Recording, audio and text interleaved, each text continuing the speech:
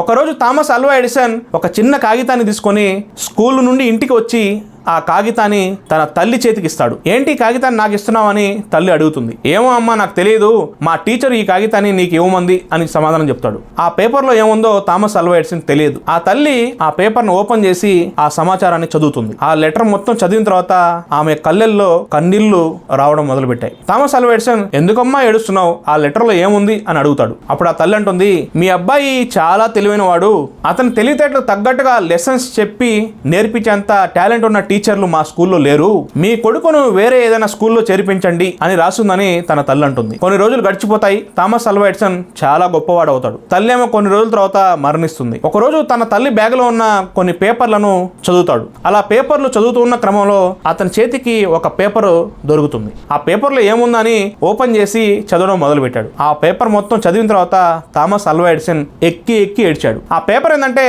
తన యొక్క class teacher చిన్నప్పుడు తన తల్లికి రాసిన ఉత్తరం. అది అందులో ఇలా రాసి ఉంది, మీ కొడుకు మానసికంగా సరిగ్గా లేడు, దయచేసి రేపటి నుండి స్కూల్కి పంపకండి అని రాసి ఉంది. అది చదివిన థామస్ ఆల్వా ఎడిసన్ గంటల కొద్దీ ఏడ్చాడు. థామస్ ఆల్వా ఎడిసన్ చిన్నతనంలో ఓ పిచ్చివాడు, కానీ తన కన్న తల్లికి అతను ఒక హీరో. తన తల్లి వల్ల ఒక జీనియస్ గా మారాడు. ఒక తల్లి అనుకుంటే తన కొడుకుని ప్రపంచంలోనే నెంబర్ 1 గా నిలబెట్టగలదు. పిల్లల పెంపకంలో తల్లిది చాలా పెద్ద పాత్ర.